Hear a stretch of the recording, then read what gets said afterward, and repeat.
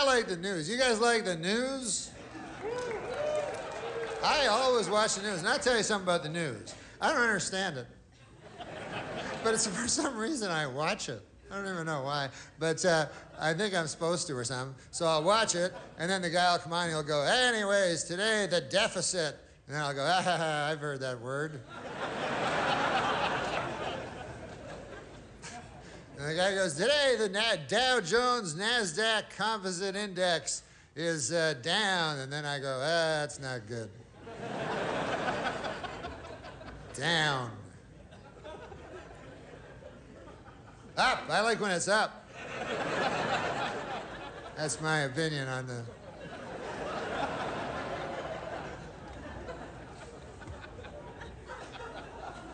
Seems like there's too much news, like, you know, because now they have 24-hour news. Now, when I was a young boy, the news was half an hour. That was the whole news, you know. And a guy would come on and he'd have a tie, you know, and shit, and he would say the news. And it was a half an hour long. Now, it's 24 hours long.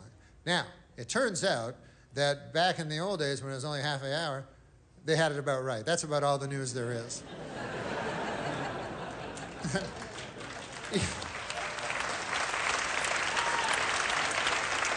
Even then, there'd always be like a story, some fucking story at the end about a caribou or some horse shit. So there wasn't even enough to fill the half an hour.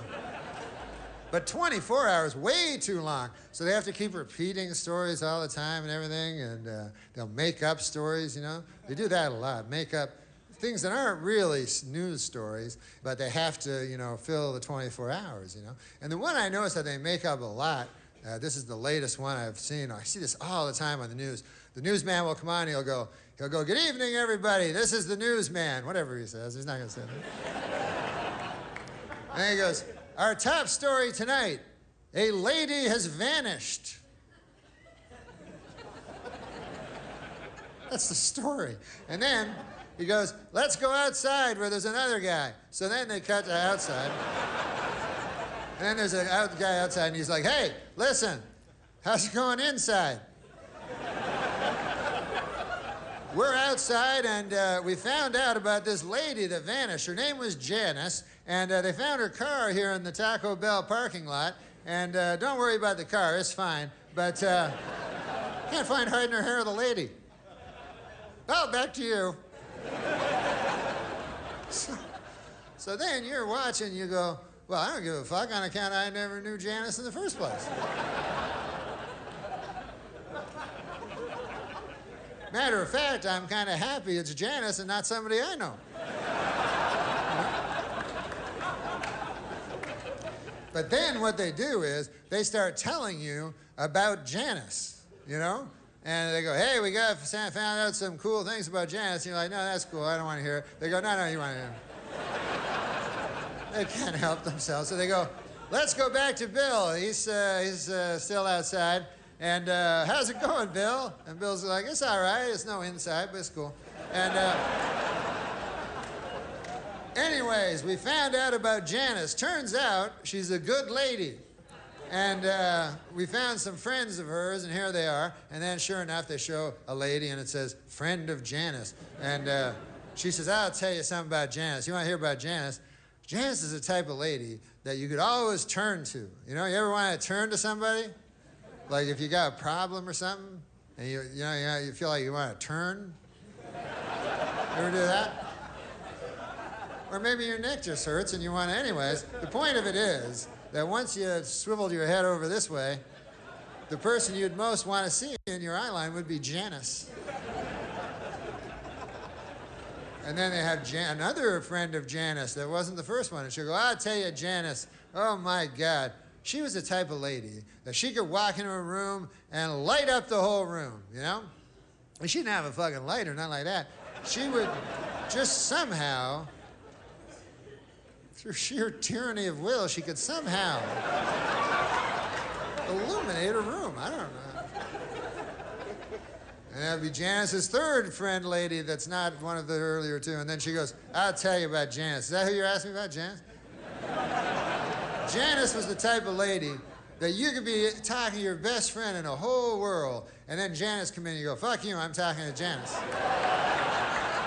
Because Janice is better than you. Come on, let's face it. She's better than all of us.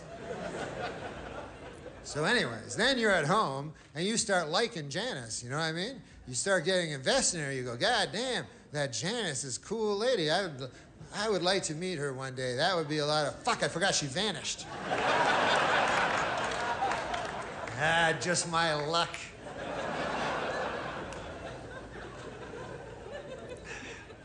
They'll find her. Then you get hope. That's not good. I don't give a fuck what Obama says. Hope is never good. Don't try it. Never works out. So you go, oh man, they'll find Janice. They're putting pictures up of her on telephone poles. I think that had worked once. And then the news keeps showing you more things about Janice, you know? And they'll show you like the home videos of her. You're like, God damn, look at that. She's eating a pizza. I like her hair like that. They'll find her. And then you become obsessed with Janice. It's all you can think of, you know? You're at work, fucking just can't wait to get home, agonizing over Janice, you know, and thinking about her with eating pizza and shit. And then you go home, and your nights are just fevered dreams of, you know, Janice and bangs and shit like that. And all you can do is turn on the TV and hope, and, you know, and then one day, you know, they go, hey, more news on Janice. Here's the Bill, he's still outside. And then Bill is like outside, and he's like, here we are. Where, as you can see behind me, they are scouring the woods. They're still searching for Janice, you know? And then you go, oh, fuck, not the woods. You know, that's not...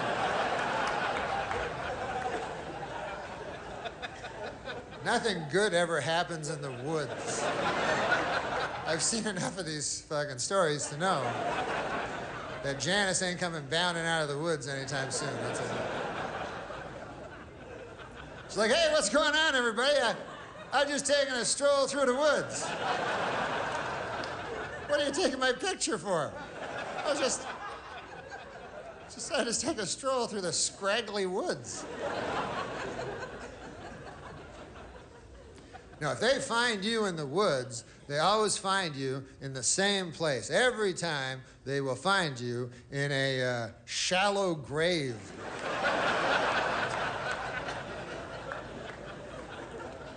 I don't know why they don't just look there in the first place. If I was the police chief, I'd go, listen, I want every shallow grave in the vicinity checked out. I want to clear up this case by Tuesday on account of I'm running for DA or whatever. But doesn't shallow grave seem a mite rash? You know, like these serial killers are supposed to be so shrewd and cunning and everything, you know? At least according to the TV movies I've seen. And, but then when it comes time for the grave, they get a little hasty, you know? They're like, there you go, 3 twigs and a leaf. That ought to do it. That doesn't look like Janice anymore. I don't recall Janice ever wearing 3 leaves and a twig. Oh, well. Guess I'll go home and await the authorities now. You gotta prepare these things, you know? You gotta be a little smarter than that. You know? What I would do, and I would never, ever kill a lady in cold blood. I wouldn't. I know I say that now. I don't really know. I can't predict the future, but I don't believe I know there's no river long enough doesn't contain a bend, but I believe that right now, and it might just be vanity, I don't think I would kill a woman in cold blood. But if I did, I would plan it out very carefully, you know, because there's a lot at stake. You know, you think about it, you probably, you know, probably lose your job. I don't know what happens. That's a blemish on the old CV, you know?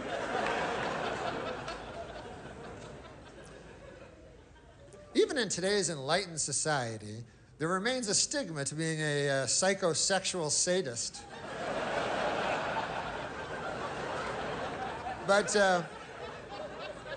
what I would do is I would look at the lady, I would select a lady, and then I would follow her habits. You understand what I'm saying? Like, I would watch her very carefully, you know? And I go, hey, I notice that every day she goes to that cheese sandwich shop, and then she comes out with a little paper bag. I'll bet you anything there's a cheese sandwiches in there. You know? So then I'd keep that in my head, you understand?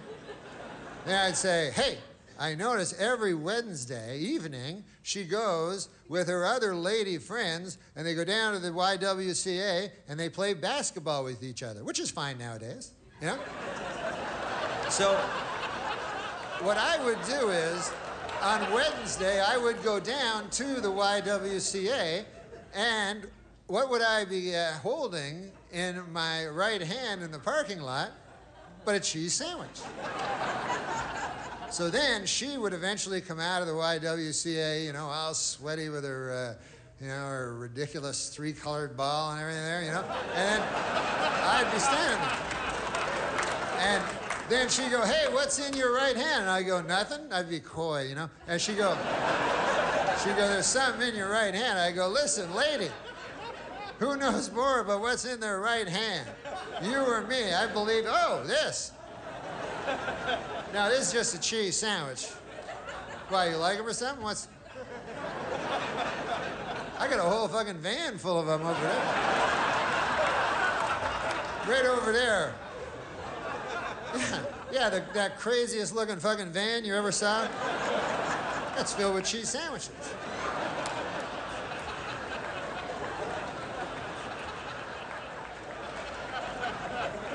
You don't have to have cheese sandwiches in the van, by the way. If you're,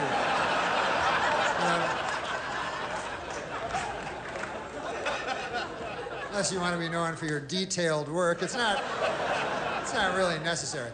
Then I would get the lady in the van and I would drive her to a remote area, an area most known for its remoteness. That's what I would look for. And anyways, I'd take her to the remote area where I had constructed a shed. And then I would get her in there and I would do that thing that makes me feel like God. And then her screams would just bounce off the walls and echo out into nowhere and never touch the ear of civilized man again. And then I would take her body to the woods and bury her in a very, very, very deep grave.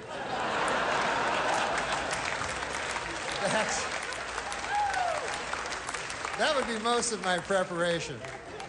I would start digging the grave before I chose the victim. A couple years before, I'd be out digging a grave.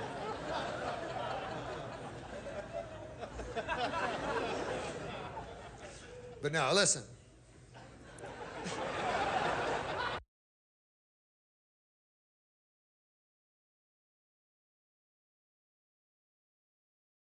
Harbor Freight knows time is money, so for our Spring Black Friday sale, we're getting straight to the deals. This weekend, you get 35% off jack stands, 56-inch roll cabs under $800, and 2,300 PSI electric pressure washers under $190. See? Straight to the point, so you can get straight to the savings.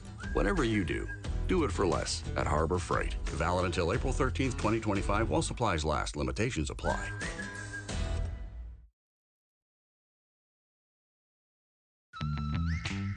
What if an appliance emergency didn't have to be? If your appliances need replacing fast, Best Buy has your favorite brands in stock and available now. Learn more at bestbuy.com. Best Buy. Imagine that. Miles here is an electrician running wiring for this new home build. Good morning. Miles doesn't have time for funny business. I guess. Miles traded up to serious commercial auto insurance from Geico for customized coverage that grows with his business, all for seriously low rates. So where's the Geico surprise cameo? Come again? You know, like some big famous football player or something. He's gonna bust for that wall, isn't he? No, this ad is serious business. Guys, get over here. You gotta see this. No, there's nothing funny over here. Sorry. Get more with Geico Commercial Insurance. Trade up today at geico.com/commercial. The wild is closer than you think. Your next adventure starts with the new 2025 Ford Bronco Sport. Built wild. Always consult the owner's manual before off-road driving. Know your terrain and trail difficulty and use appropriate safety gear. Like, this is where I'm at socially. To explain where I'm at on the social spectrum, I recently said God bless you to a cat.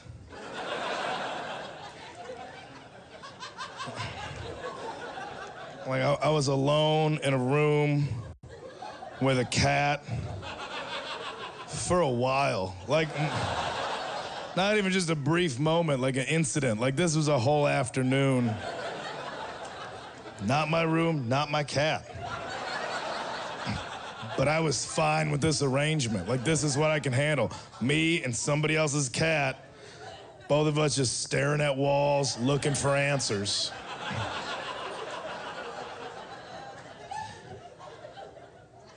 And the cat sneezed, and then it was quiet.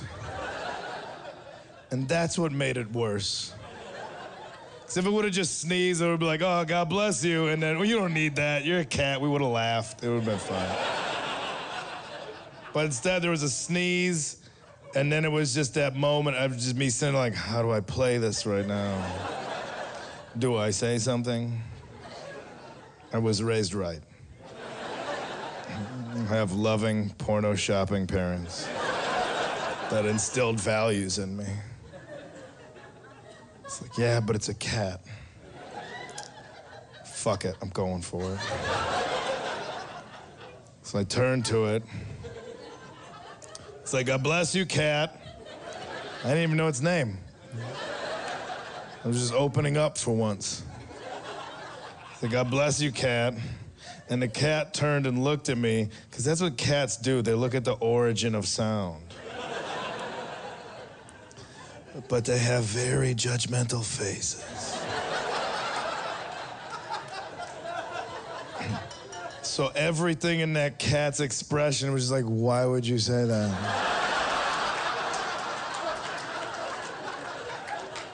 You know I don't have a belief system put into place that requires blessings from deities. Let me ask you something. Did you say God bless you because you want me to be blessed after the sneeze, or because you just put on this outward parade of politeness? Because you know deep down inside, you think you're a bad person. But if you wear this mask of kindness with pleases and thank yous and God bless you to cats, nobody will get close enough to realize that you think you're a bad person. Am I right? Of course I'm right. I'm a cat. I can see your soul.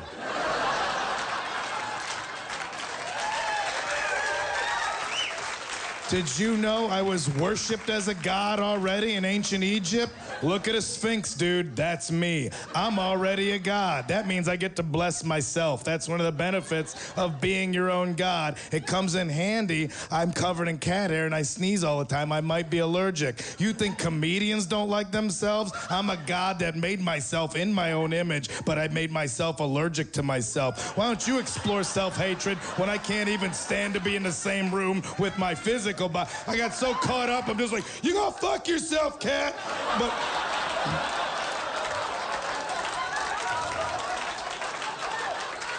if you were just a fly on the wall in that room, you saw a grown man go, God bless you, cat. You gonna fuck yourself, cat? And that's why I'm not running around striking up conversations with people, because this is where I'm at with the animal kingdom right now, and it's not going so smooth. See, it's either, or I don't know how to keep my enthusiasm in check, like I get too excited, and I don't know, and I just turn into like Lenny with the bunnies, and I just don't know how to handle things. People are like, lovely weather we're having. I'm like, you want to be a friend? I just pulverize it before it can blossom.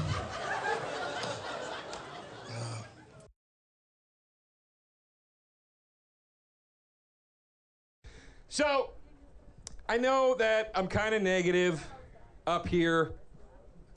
I know I started out talking about how I hate people and I don't like TV and I don't believe in God and I live in a crazy city and all this stuff.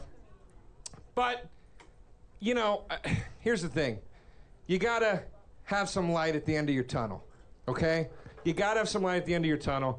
So I want to leave with a positive message right now. I don't want to keep it negative the whole time. And my message is don't ever give up your vices, ever. However, they're the only thing that lets you enjoy this life that we live. Now, I know some of you out there are real fucked up, and you can't party and shit, and you're like, every time I do, I finger my cat, man, and I just, all right. I get that. I get that. I'm not talking about you, all right? But for the most part, you need to hang on to your vices, and everybody's giving it up right now. Everybody wants to live healthy and live right and eat right, and everything is so pussified and emasculated and just softened, and it just drives me crazy. Everybody's giving up everything. There's not going to be any fun left in the world, and you need fun. Drink, smoke, do drugs, have sex, watch porn. These things are good for you, and everybody is just giving them up. They're giving them up. If I meet one more 24-year-old kid that goes, I just don't drink anymore, man. I gave it up. Go fuck yourself. Seriously. Go fuck yourself. You don't drink? How good is your self-esteem, first of all? Really, you don't drink? You don't drink? You look at this world and you go, don't need to fog that up at all. That looks good to me. God damn it, drink! It lets you feel good for a little while, lets you have fun. Alcoholism is not the problem they've made it out to be. It's just not.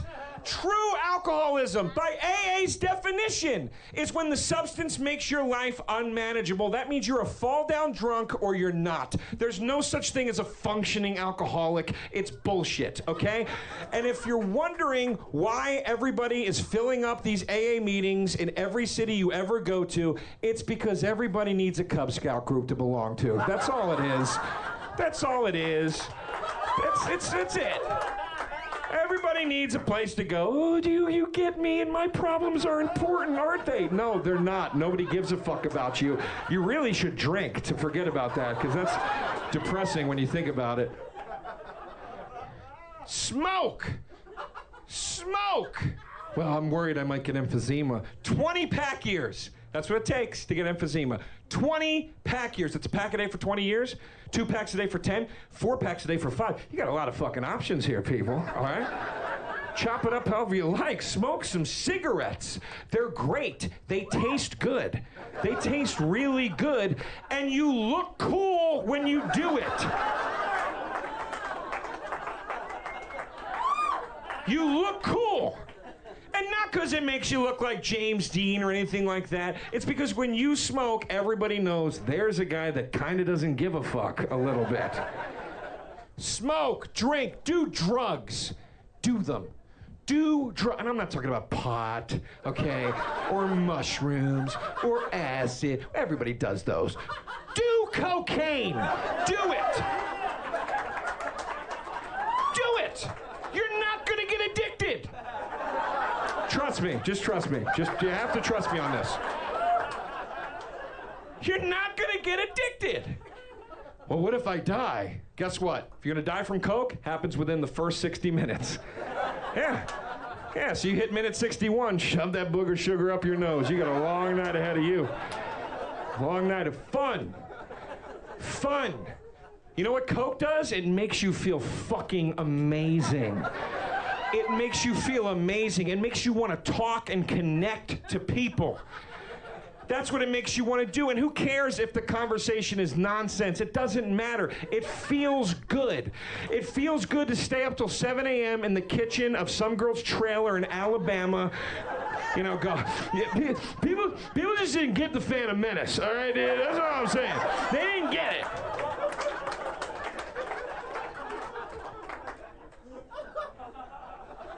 Fuck. You gotta fuck. Have sex. Enjoy sex. Enjoy it. Have sex. Enjoy it. Okay? It's great. It's not special. It's just... It's not. Just enjoy it. Have sex. You're lonely. I'm lonely. Let's trick our brains into thinking we're making a baby right now, and then we don't want to kill ourselves for 10 minutes. And it's fine, it's great. Have sex. What are you worried? You're gonna catch a disease? You're not. You're not. You're not. And even if you do, it's curable. It's curable. It's a virus. That's all it is.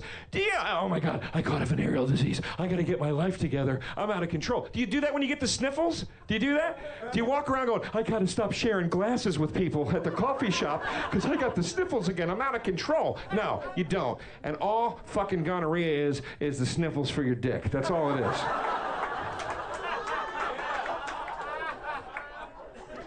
That's all it is, man. Seriously. They're all curable, except herpes I know is incurable, but you know, everybody's got herpes. I don't have it, but if I got it, I'd be like, oh, well, I guess I have to bang people that have herpes from now on, and then we're good. Just do it. Enjoy it. Sex is not special. It can be, but it's usually not. Just like white bread can be communion sometimes.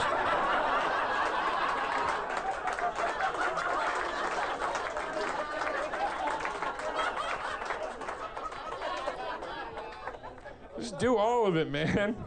Do all of it. Watch porn. Watch porn. Porn's great.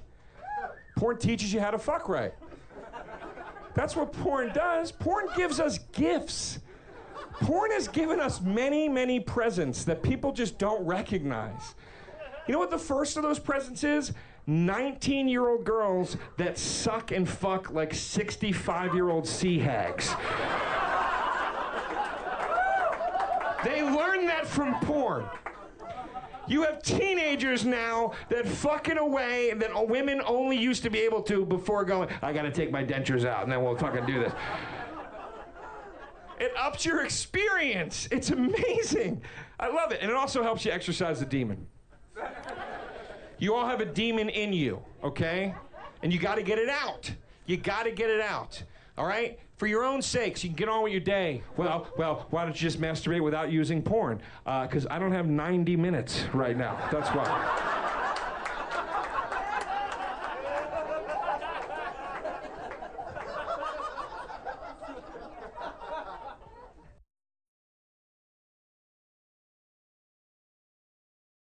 Out of all these vices, my favorite is food.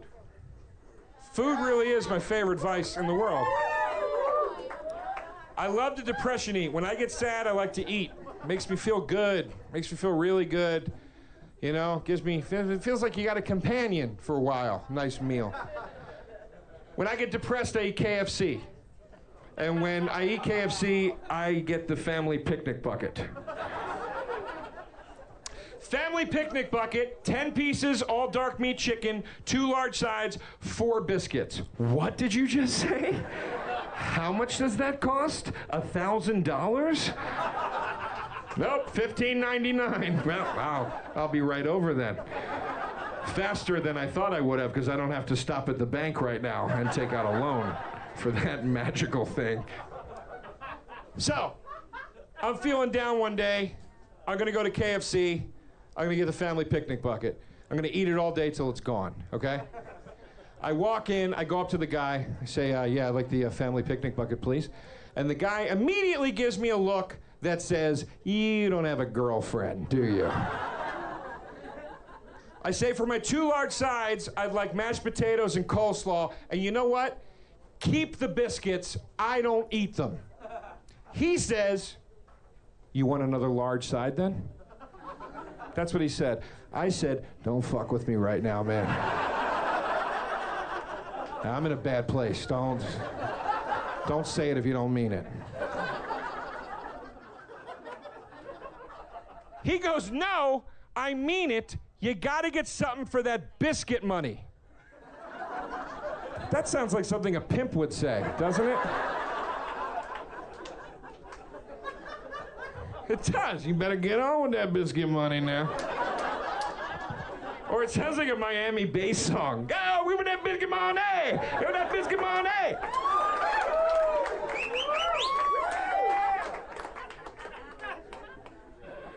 Oh, shit. Oh, I just spilled my beer. Oh my God. What did you say? Save it with the biscuit money? What? This is like the hardest room to try to figure out who was talking because everybody looks exactly the same.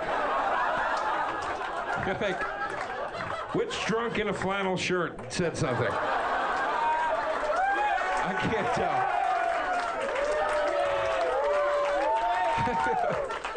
I feel like we're like in Seattle '91 in this fucking Star Bar.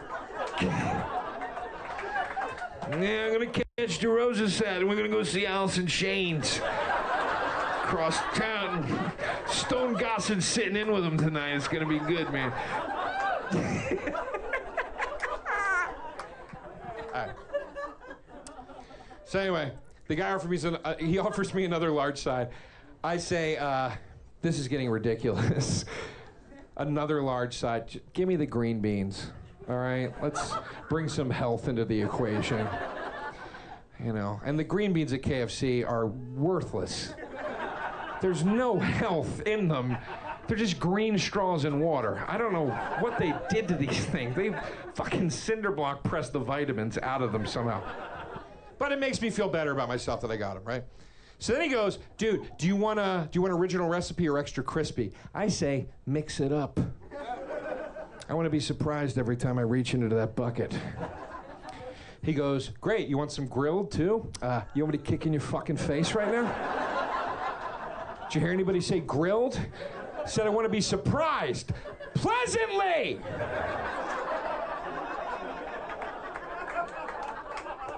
He goes, all right, man, coming right up. He walks away, he comes right back, and he goes, dude, I'm sorry.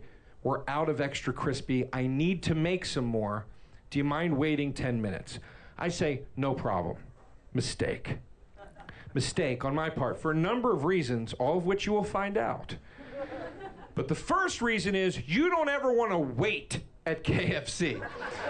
You don't ever want time to contemplate what it is you're about to do to your body. KFC should just have a revolving door at the front of it, and as you're spinning into the restaurant, they just shoot chicken into your mouth and just spin you back outside again. And as you're dizzy and stumbling to the ground, you're like, what the fuck just happened? It tastes like chicken in my mouth.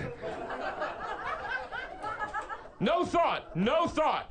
Okay? Because now I say, oh wait, so now I'm sitting in KFC with that same shit guilty feeling I get when I'm drunk in the lobby of a massage parlor. Should I be doing this right now? Are these girls slaves? Am I gonna get a hand job from a slave? Oh my God, this is terrible. I gotta get out of here. This is wrong. Oh, I'm up? Okay, great, thank you. That's great, thanks. Started to think over there, that was stupid. So I'm just sitting there waiting, right? And the guy comes back out, he goes, hey buddy, you want a soda? It's on me. And I go, why? And he goes, 'cause I feel bad you gotta wait. Just take a free soda. What the fuck is this guy trying to do to me right now? Is he trying to kill me? He already gave me the extra large side. Now he wants to give me a soda? I need a Gatorade IV to offset the sodium avalanche that's about to enter my body. I'm about to eat rock salt and chicken for him right now. He wants to dump sugar on top of it? I mean, look, I'm gonna take it. I'm not gonna be rude.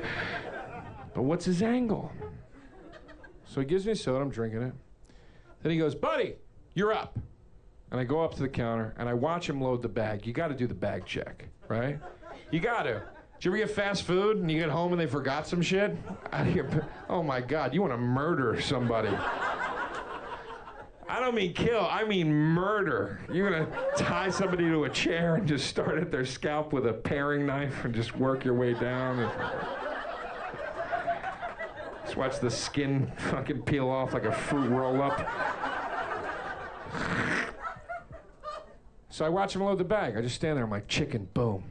Mashed potatoes, boom. Gravy, boom. Coleslaw, boom. String beans, boom. Then he goes, buddy, we're gonna give you some potato wedges. Sorry again about the wait. Stop it! see him put the box of biscuits into the bag. Yeah, he gave me the biscuits and the biscuit money. God damn it, I don't want those biscuits. I told him I don't want those I'm not going to argue about the potato wedges. I'll let that slide. But I don't want those biscuits. I'll give them to a homeless guy. That's what I'll do. I'll give them to a homeless guy. Oh, how selfless of me. To give the food item that I don't give a flying rat's fuck about to a starving person. I didn't. I couldn't have run home fast enough with his food, and if any homeless guy got in my way, I gleefully hurtled over him, just letting the delicious pendulum swinging from my hand just graze his nose. So, I get home, sweatpants go on. Yeah, there will be nappings in between the feedings. Netflix goes on.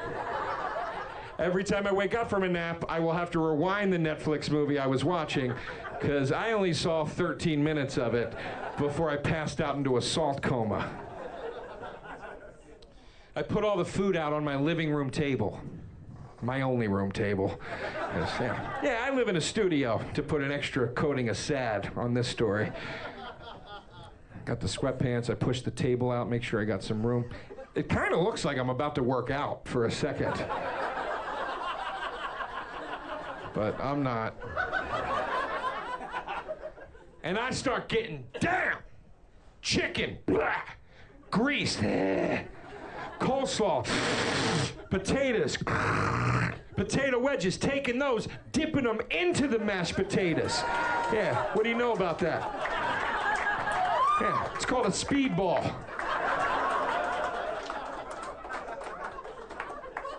Green beans, get the fuck out of here! What was I thinking? Should have got the mac and cheese, idiot!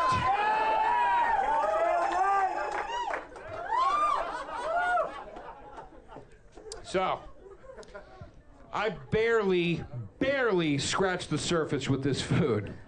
I got way too much. I'm gonna be eating this shit for days. I overshot it. Oh, it's like I made a wish with the monkey's paw, and that wish has come back to bite me in the ass. But I gotta stop. I'm full, man. I'm full, like. And I lay back on the couch. And just as my eyes are about to roll back into my head, I have a thought. I think I will have a biscuit. Yeah, put some butter and jelly on it. Be like a little dessert cake.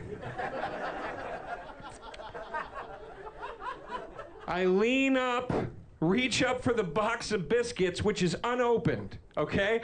I lift it up. As soon as I lift it up, I'm like, this feels heavier than biscuits. What's going on here? I open the box, more chicken! The guy put 5 extra pieces of chicken into my bag of a mixed variety, just the way I like it, and he didn't even tell me about it. Oh, it all finally made sense why he was being so nice to me. This guy thought I was gonna blow my fucking brains out when I got home. He felt so sorry for me that he quietly flirted with me from a distance. Oh, it was like the KFC guy's version of taking a picture of his pussy and emailing it to me during a tough day. Like, oh, I know what you like, big boy. Lighten up. Extra crispy.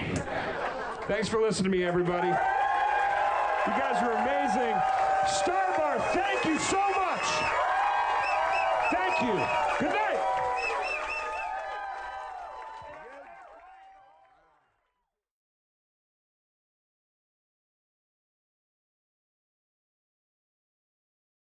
Harbor Freight knows time is money, so for our Spring Black Friday sale, we're getting straight to the deals.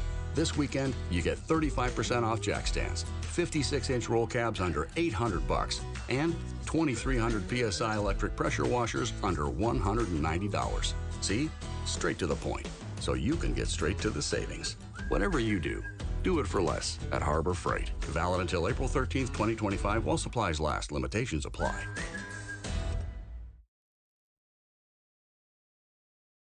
As of 9 a.m. this morning, our EV trucking company is officially in operation. Andrew's zero-emission trucks are driving the transportation category forward. We'll make driving safer, easier, and less stressful. Now our technology needs to keep up with demand. He needs to put pedal to the metal on hiring more software engineers. I need Indeed. Indeed you do. When you sponsor a job on Indeed, it's easier for relevant candidates to find it, which makes it easier for you to hire them. Visit Indeed.com/credit and get $75 towards your first sponsored job. Terms and conditions apply. Introducing Instagram teen accounts, a new way to keep your teen safer as they grow, like making sure they always have their seatbelt on. All right, buckle up. Good job. New Instagram teen accounts, automatic protections for who can contact your teen and the content they can see. Introducing the new Volvo XC90 with 7-seat versatility, Google built-in, and advanced safety features for all your precious cargo. The new Volvo XC90, designed for life. Visit volvocars.com/US to learn more. What if that guy from Smashing Pumpkins lost his car keys? Here we go.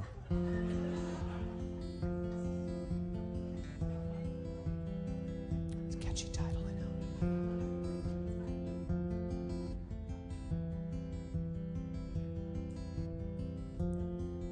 Where the fuck are my car keys? They were right here in my hand. I had them just a second ago. Did I leave them in the kitchen or underneath the cushions of the couch? Well, I can't find them anywhere. Oh, here they are. Thank you.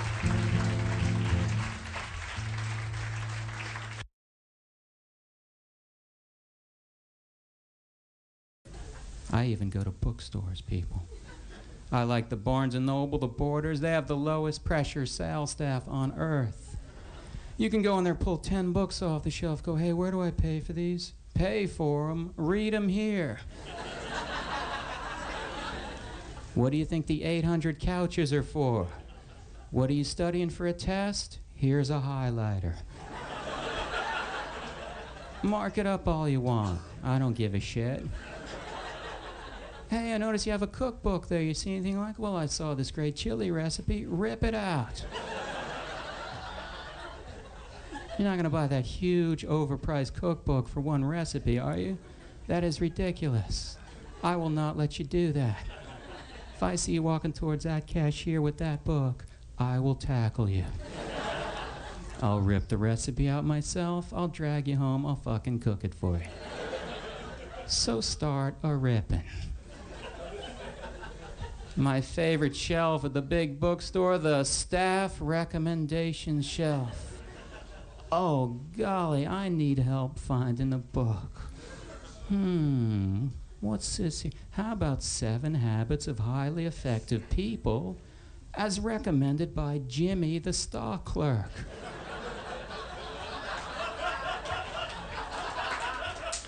What does it say on this little card? I read this book and it turned my whole life around. Wow, Jimmy, what were you doing before you read that book? You only have the shittiest job in the place.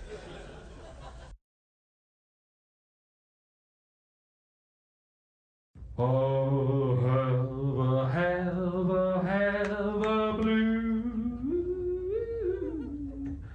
Christmas without you. Take it home with you, honey. Oh, have a blue Christmas without you. Thank you, baby. I want to introduce a man who brings me my scars and my water, Mr. Charlie Hodge. Give him a hand. Charlie Hodge, ladies and gentlemen, scars and water. Come on out here, Charlie, take a bow. Thank you, Charlie. Man who brings me my scars and my water, Charlie Hodge.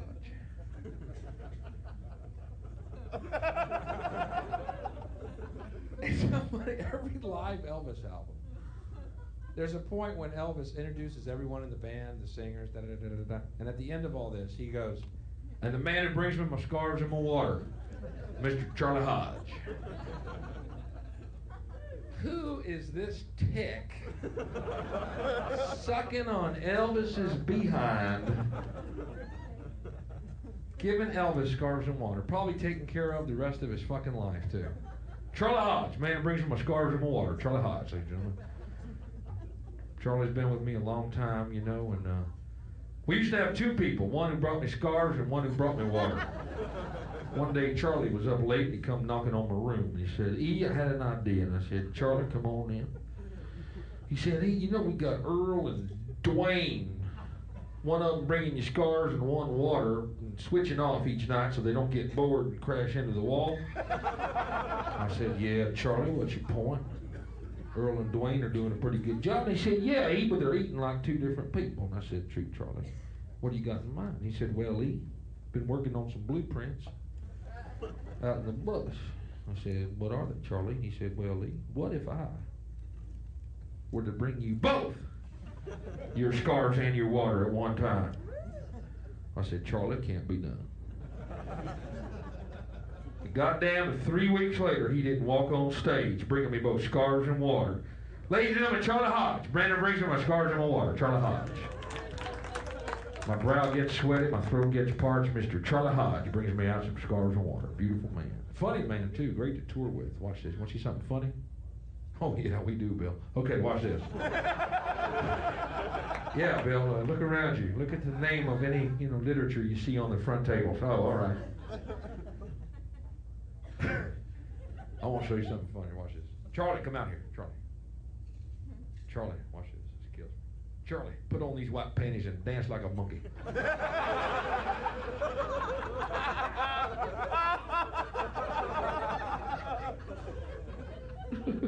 Charlie Hodge, ladies and gentlemen. Give him a hand. Charlie Hodge.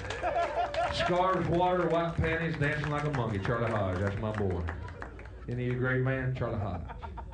Great burly hairy man, Charlie Hodge. Looks good in them white panties, don't you? Been on the road a few months, that Charlie Hodge. He's not back there, sir. Get back here. This is all a figment of my imagination. Get back here. This is a figment of Dr. Nick's imagination right now. Charlie's saved my life several times, too. I'd take too many of Dr. Nick's vitamins, and I'd wake up on the bathroom floor on my back like a doodly bug. And Charlie, fearing that I'd go into a coma, would straddle me wearing them white panties. And if that weren't exciting enough, he'd rub 2 popsicles on my temple to keep my pulse rate going. Charlie Hodge, ladies and gentlemen. Scarves, water, white panties, popsicles on the temple, dancing like a monkey. For that, I give him a trailer out back at Graceland to raise his 15 waterhead, hillbilly, rude cracker spawn that he's had with every two-tooth fucking waitress in every goddamn Waffle House in Kentucky County. Just for bringing me my scarves and my water. Charlie Hodge gets a whole lot paid for, ladies and gentlemen, because he's the one, when my brow is sweaty and my throat's parched, will run out there like a little monkey boy with a popsicle stick sticking out of his buttock, his white panties pulled against his hairy stomach, dancing like a monkey, bringing me some scarves and water just to keep me interested.